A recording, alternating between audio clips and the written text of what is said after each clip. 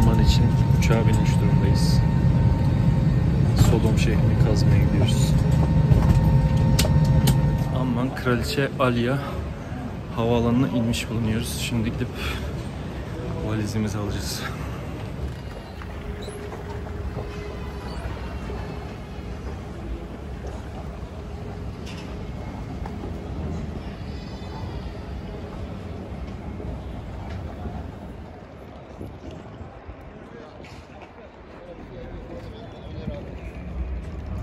Evet, şu an Amman'dan Ölüdeniz'e, Ürdün Gölü'ne doğru inişe geçtik.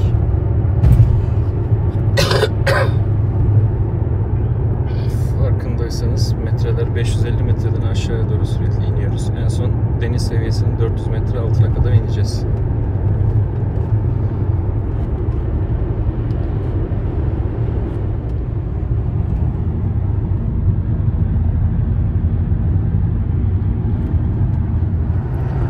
Evet, az önce deniz seviyesini geçtik, gördüğünüz gibi.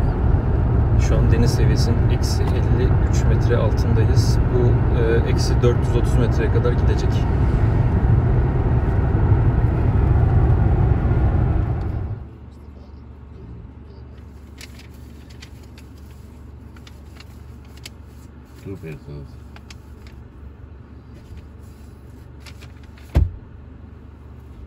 Ürdün'de nasıl bir güvenlik sıkıntısı varsa otele girerken çantalarımızı X-ray'den geçirdiler. Odaya yerleştik. Ondan sonra resepsiyondan aradılar. Çantanızda drone var diye. Otel geldi, drone'umu aldı. El koydular. Çok ilginç. Evet, 3 Mart 2023. Lut Gölü'nü görüyorsunuz. Dünyanın en derin noktası burası. Deniz seviyesinden yaklaşık 400 metre aşağıda. Yani neredeyse aslında şu seviyeye kadar deniz olması lazım. Ama deniz seviyesinden ciddi anlamda aşağıdayız. Evet, bugün kazanın ilk günü. Bakalım üstesinden geleceğiz inşallah. Hazırlandık ama.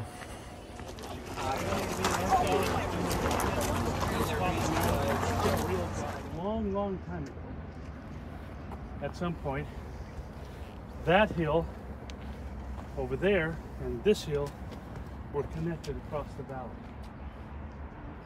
It was all bulldozed out for military reasons, road building reasons, other reasons in the modern era. Okay, so in antiquity, you would come down from the highlands, from the high plateau. By the way, it looks like we're surrounded by mountains. We're not surrounded by mountains. We're in a hole. Okay, that's plateau. It's level all the way to the Arabian Desert. It's the same height as Jerusalem and the Cisjordan Plateau. If this rift weren't here, it would all be one plateau. So it's that big crack in the earth that separates the two. So these look like mountains or hills, but we're actually just in a hole. We're down at the bottom of the deepest valley on the face of the planet, looking up to what are essentially two plateaus. So geographically, that's what we're looking at. Right here, we at the beginning of the season had an interesting. Well, actually, last summer, one of our diggers, our excavators, was here. Came to Jordan just to see friends. She came up to the side and took a picture right there. And see the face of that wall, the mud bricks? That mud brick wall right there. Okay, she took a picture of that. And right below it, where those stones are, was dug down about a meter. Big area of stones thrown out all over here. And they undercut the foundation, pulled the foundation stones out from underneath that foundation. But it was so well done, the mud bricks were clarified really nicely. That made us suspect that the guys who did that were some of our regular local Jordanian day workers that knew how to deal with a mud brick wall, knew how to clarify a mud brick wall. Okay. Of course, they're treasure hunting, right? Yeah. every Jordanian, I don't care if they're a banker, a military general, a local agricultural day worker, every person in Jordan, maybe the archaeologists know better, but they think that archaeologists are doing one thing and one thing only, and that's looking for the Ottoman gold. Our gold. So that they're looking for the gold, and when the Ottomans were driven out of the area by the British, that the Ottomans went around to various places and dug holes and hid their gold, hoping one day to return and reclaim it, but they never got back. And so now everybody in this area is looking for the gold. Do they ever find it? Well, yes, they do, but maybe not the Ottoman gold. They'll find Byzantine gold coins. They will find all kinds of gold now and again, just enough to keep the fire stoked. Just enough to encourage night digging, what we call night digging. They still do it. They do it. They did it to us 2 big holes. In fact, I haven't even been over. Have you seen the other big hole? There's another big night hole on the rampart on the other side. Landscape. And find other ways to live in small villages and little hamlets where they could do some dry farming. Oh, did I say all the cities and towns in the southern Levant went belly up? Yes, I did, except for this site. This site, and we'll see, it has over a dozen satellite towns. This site and all of its towns, starting in 2500 BC, not only kept going, but ramped up. Got bigger, stronger, and even more powerful for the simple reason that they were the only city left in the southern Levant. And when everybody else died off, they kept going. From 2500 BC down to 2100 BC for 400 or 500 years, Tal El-Hammam was the only operational city in the entire southern Levant. Shows the height of this wall, and you can extrapolate that slope of that rampart and how high it's going to go to meet this wall. Well, what's that? From that section of wall just tumbled down. Now, the 2 vessels were found right there. Beautiful, miraculously, completely intact. But we noticed as we took them out that we've got little pieces of skull and a long bone in there. The guy who is, or gal, who was carrying the bowl and the pitcher is also under there. So they are going to see the light of day for the first time in 4,000 years today. And maybe there's more. Maybe they were bedecked with jewelry. Who knows what condition they were in. Heads here when we started. Well, I'll show you. You see that? That's a Roman signal tower on top, that stone structure. See how it has a big bite out of it? That's the same bulldozer that did the road. Came up there, over the top, and right out there like that. So we have about 5-6 meters of soil above us here.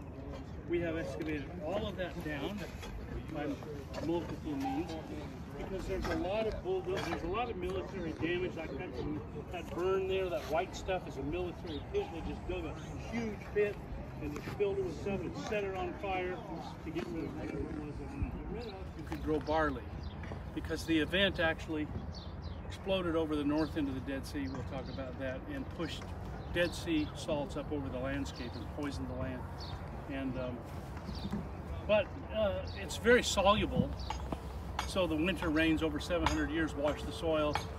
Little trees start to grow, little thorny bushes and the stuff that the sheep and the goats can't eat, and eventually it builds back. But they were never able to get enough salt. The salt content never dropped low enough really to grow wheat. Maybe on the margins, but not here, down here. They could grow barley because barley will germinate. It's a little bit more salt tolerant and it will germinate in soil that's a little bit saltier that wheat will not germinate in. So barley was the crop for this region. So we have Iron Age in about 1000 BC. All of a sudden, they started building hundreds, and I do mean hundreds in the high hundreds, maybe over 1,000 silos, stone-lined grain silos, punched them into the Middle Bronze Age ramparts, over the tail, down to the base of the tail, around the tail, everywhere. We can't excavate 2 meters in any direction and not find silos. It's just honeycomb with silos from that first Iron Age phase, and so we call it lovingly the silo phase. Okay, and that's our late 11th, early 10th century phase, followed by what we call the cobble phase. And you can't imagine why we named it the cobble phase, because they start building cobble floors, cobble patios. It's cobbles everywhere. Ring road between it and the palace, and we sort of knew where the other end of the palace was, but we couldn't confirm it. It was going to be very easy if we could find a big, wide wall here, dating to the Middle Bronze Age. Right there. Bethel and I are 12 miles north of Jerusalem. So that's where they are, right there. It says then, the story goes on to say they went down to Egypt. That's when they took that little side trip down to Egypt and did what they did down there. Then they worked themselves back, going from place to place to place. And I like that description in that text, because the Old Testament is essentially a serial geography. I call it a serial geography. That is, nothing happens, people are not introduced, important characters are not introduced, important events are not described unless place is first established. And you'll notice that as you read the text. Everything in the Bible, everything in the Old Testament, the Torah particularly, everything gives place. Everything that happens is a place. So, what the Bible writers are doing, literally, is writing stories over essentially 100% of what we call the Holy Land. They're accounting for every nook and cranny, from top to bottom, side to side. And they fill it with cities and people and events. It's a serial geography. And so it says they came back, going from place to place, until Abraham and Lot came back to the place where he had built an altar to Yahweh between Bethel and Ai. That's where they are. Now, I always tell my students, if you're going to research something, you need to learn how to ask the right questions. If you don't ask the right questions, it's a good chance you won't come up with the answers you seek. You have to learn to be a good question asker. This question that I'm about to give you was never asked by any person who ever located Sodom at the south end of the Dead Sea, at Babadra, Numira, or under the waters below the Lisan Peninsula. Nobody, no southern Sodom advocate ever asked this question. And by the way, they avoid Genesis 13 anyway. It's the only really good map to Sodom in the whole Bible. But they avoid it because it kills their theory. But here's the operative question. The next thing that happened was, in the text was, Lot came to Abram one day. They're hanging out in the area of Bethel and Ai. They have sheep, they have flocks and herds, lots of animals, lots of people. And Lot comes to Abraham one day and he says, you know, our herdsmen are starting to have some conflicts with each other. And we have too many people and too many animals for the pasturage that we have available to us here. I think we should separate. You go, we need to just separate our clans and go our separate. Abraham said, okay, good idea. I'm sick of you anyway. I think he's thinking about it, you know. So, good idea, Lot. He says, you pick a direction. You go left, I'll go to the right. You go to the right, I'll go to the left. please note that the Hebrew language has no dedicated words for the cardinal directions. There's no such thing as north, south, east, and west. So how do you get north, south, east, and west?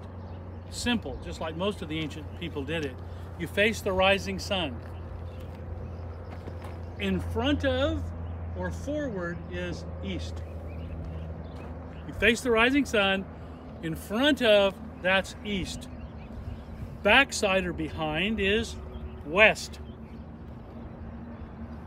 Left hand is north. Right hand is south. Okay, that's what we have. So Abraham says to Lot, you go to the left, literally, you go to the left hand, I'll go to the right hand. You go to the right hand, I'll go to the left hand. Now, is he really saying you go to the north, I'll go to the south, you go to the south, I'll go to the north? Maybe. But he's not really saying that. He's probably just saying, you just pick a direction, Lot, and I'll go the opposite direction. So it's really not talking about directions here. He could just be saying left hand, right hand. You go that way or that way, I'll go the opposite. So, now you have to ask the right question. The next phrase is, then Lot lifted up his eyes and saw.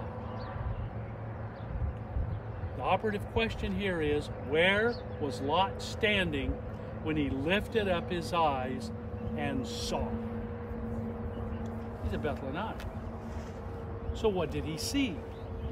He saw that the whole entire, it's the Hebrew word kol, the entire plain of the Jordan was well watered.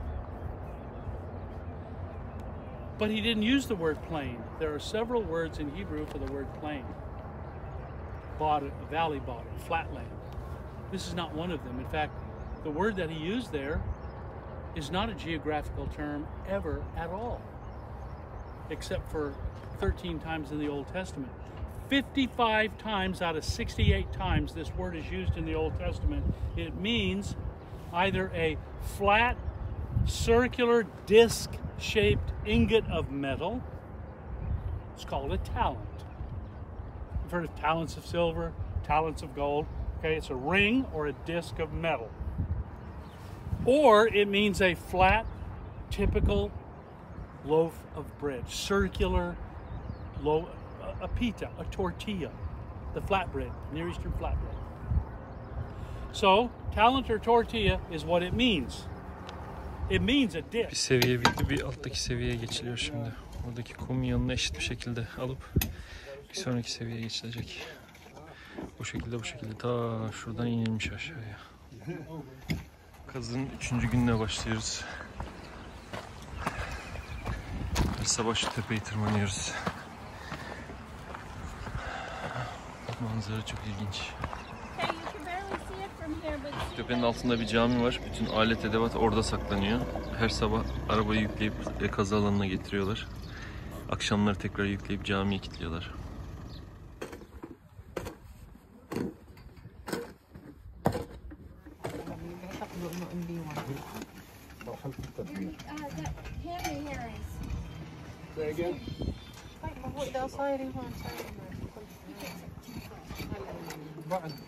You don't want to get any further. There's the stone foundations. Again, the inside face, and here's where the plaster was. The plaster over here, yep. And then here's the corner. So we don't have the corner of my inside face. We don't have it to the end. We're not there. But this is the north wall of the palace. From here all the way up to there.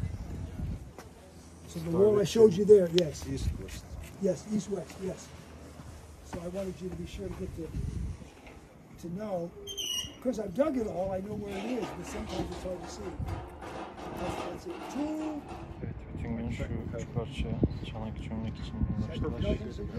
Şimdi fotoğrafları çekildikten sonra kaldırılacak. Bozmadan çıkarmaya çalıştılar. Açığa çıkarmaya çalıştılar. Kaplama işinden sonra artık müzeye ya da incelemeye gidecek. Burada da Yeterli veriye ulaşıldıktan sonra oranın fotoğrafları çekiliyor ve bir sonraki aşamaya geçiliyor. They just knock the taboo down, redo the floor, put another taboo in, and then yeah, not the final one.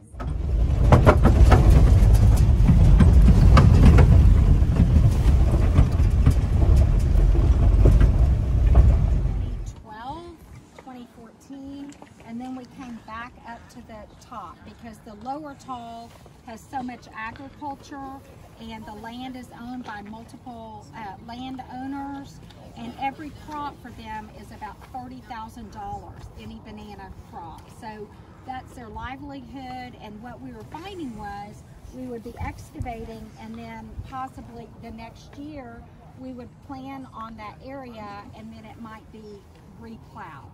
And so anyway, we were having trouble down there. Plus we had done enough, and we could see that we had gone through from as early as the Chalcolithic period through the Middle Bronze II period, and there was really nothing else to do. I mean, there's a lot we could have expanded, but in that area we had all the stratigraphy. And so we moved back up to the top of the tall, and we've been up here ever since. And so this is just a glimpse, as you know, because you've been excavating it. We're all down into at least the Middle Bronze. What you're missing that you don't see, especially if you're new this year, it is what was here before we got down to this level. Because as you see up there, we've got Iron Age, and that tallest wall up there is even a Roman tower. And so we've got the later occupational peoples coming in and sinking their foundation stones for their walls into earlier periods. So this is an actual plan of El-Hammam with every single strata, every occupational layer that we have. And Lane has, Rittmeyer is our architect, our reconstructional architect that takes these plans and builds these and creates these, and then he divided them up. So I have sheets for each occupational layer and even phase. And I said, well, I want it all on one piece. And he sent me, he said, well, that's gonna look terrible. And I said, oh, it looks like Mona Lisa to me. And he sent this plan actually with Mona Lisa in the background. But anyway, so as you can see, we have our latest stratum in the Iron Age. We've got, well, let me say, we have 5 different strata in the Iron Age. So for any of you all who started with Iron Age architecture, we have actually identified 5 different occupations in the Iron Age. So I'll show you just the Iron Age, the last 2 strata for the Iron Age. And it was built, the city was built as a fortress and a storeroom. And so we had all of these storerooms, and we still have some intact up there. Some of you were eating lunch in the storerooms. And we had about 4 or 5 intact storerooms that were 6 meters long. They were incredible. And then we had a northern section of the 4 or 5, but those were cut off during the military. So this actually shows you, now this is north up here, and this is this gate area, and I'll take you down there in a minute for the Iron Age. So we're just talking Iron Age right now. So here's the gate, and then the main city. This is what we had so far in this area, and these walls have all been removed.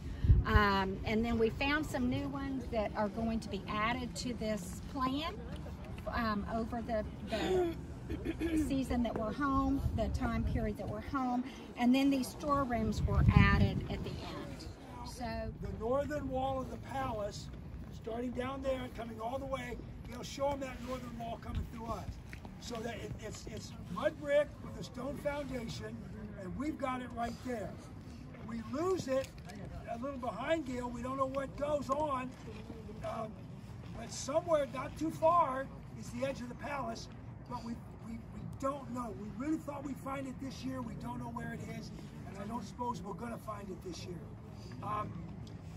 Dr. C took the dimensions from that northern wall and Carol's western wall and the southern wall that he found, and we've estimated where we think it ought to be out here, but we don't know yet.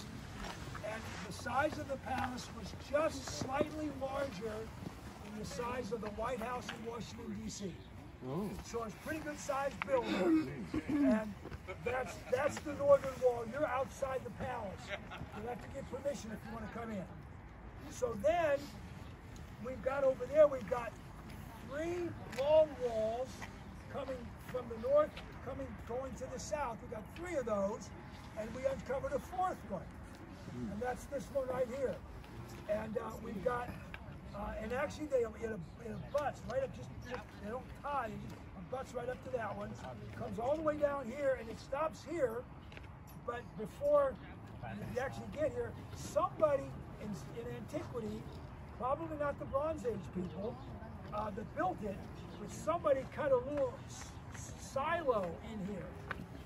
And I mean, it just cut right in my, and it makes a nice frame. So it's amazing right there.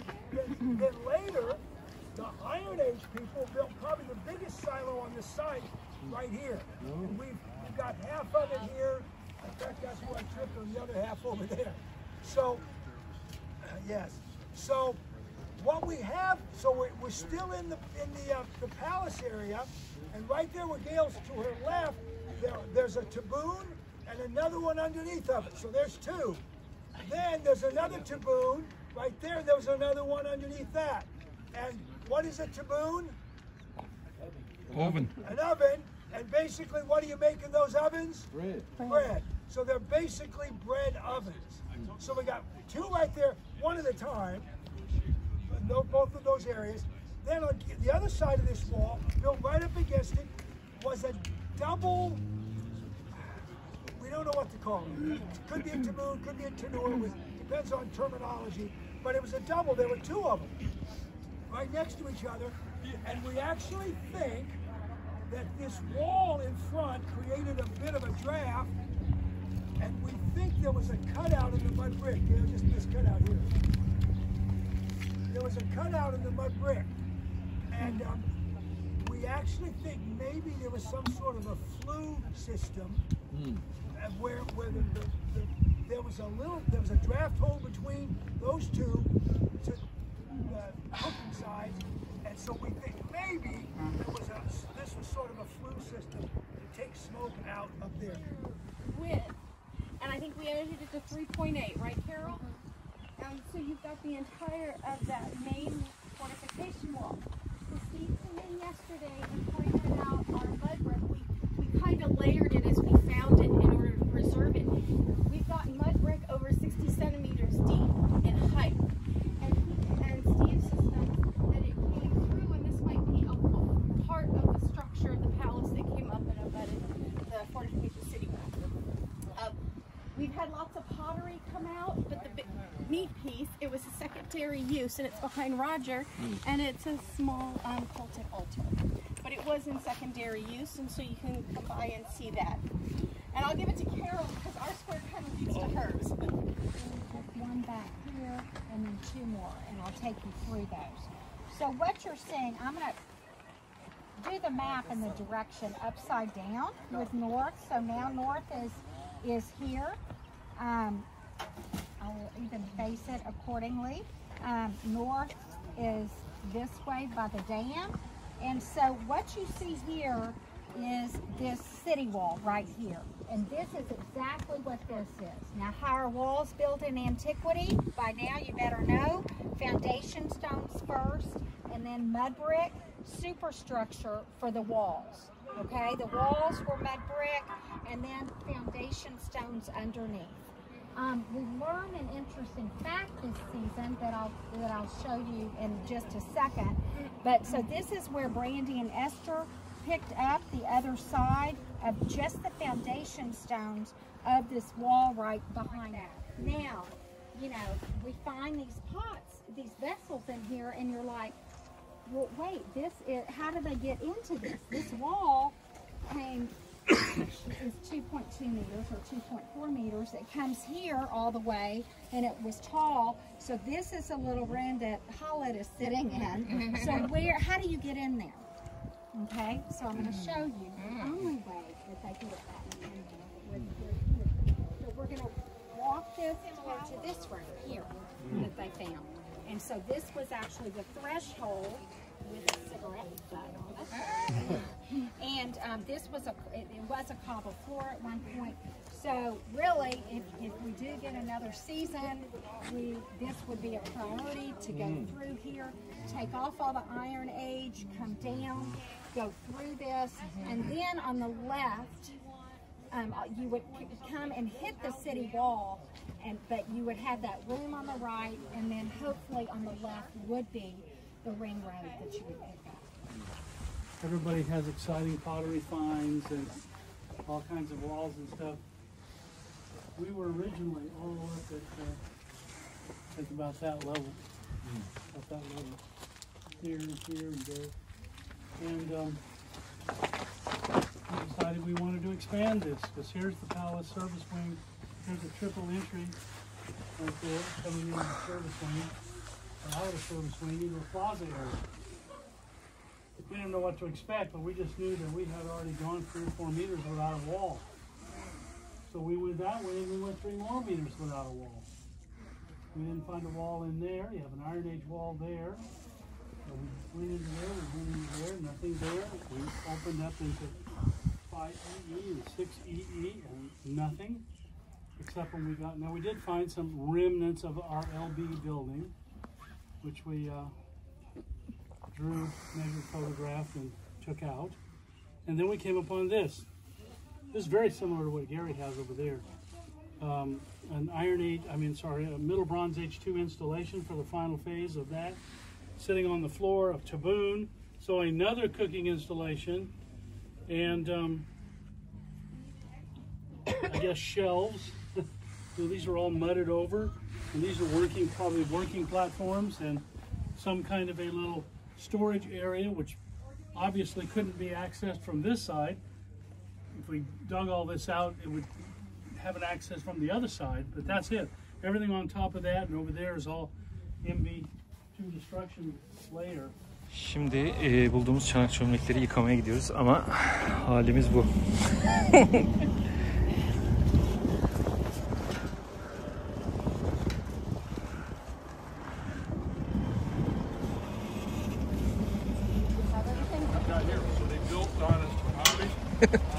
From the Chalcolithic, maybe even Neolithic. We got a blade the other day that was dated as Neolithic. So this here is native ground, and so in a meter to 1.5 meters, you get everything from the